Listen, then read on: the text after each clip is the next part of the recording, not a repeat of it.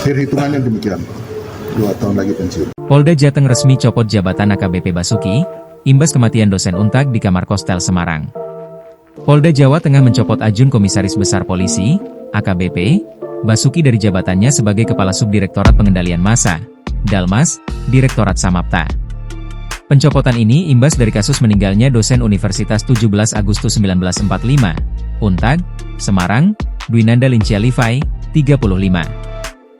Betul, AKBP Basuki dicopot sejak 21 November 2025 lalu, kata Kepala Bidang Hubungan Masyarakat, Kabid Humas, Polda Jateng, Kombes Pol Artanto kepada Tribun Jateng, Selasa, 25 November 2025. AKBP Basuki selepas dicopot dari jabatannya lalu dipindahkan ke pelayanan markas, Yanmas, Polda Jateng. Ia juga ditahan di rumah tahanan Polda Jateng hingga 8 Desember 2025. Jabatan yang kosong itu dihandle langsung oleh Dirsamapta, ungkap Artanto. Pencopotan AKBP Basuki, lanjut Artanto, merupakan tindak lanjut dari temuan dugaan pelanggaran berat kode etik. Salah satu upaya kita untuk menindaklanjuti dengan mencopotnya, terangnya.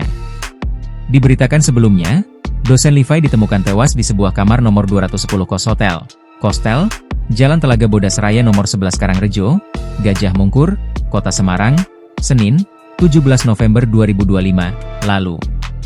Ia meninggal dunia saat sedang bersama Ajun Komisaris Besar Polisi, AKBP, Basuki, perwira menengah Polda Jateng yang menjabat Kepala Subdirektorat, Kasubdit, Pengendalian Massa, Dalmas, Direktorat Samapta, Ditsamapta, Polda Jateng. Kasus ini terbagi menjadi 2 klaster yakni pelanggaran kode etik profesi Polri yang dilakukan oleh AKBP Basuki karena menjalin hubungan spesial dengan dosen Livai. Di sisi lain, kasus dugaan pidana masih dilakukan penyelidikan oleh Direktorat Reserse Kriminal Umum, Ditreskrimum, Polda Jateng. Download Tribun X sekarang, menghadirkan lokal menjadi Indonesia.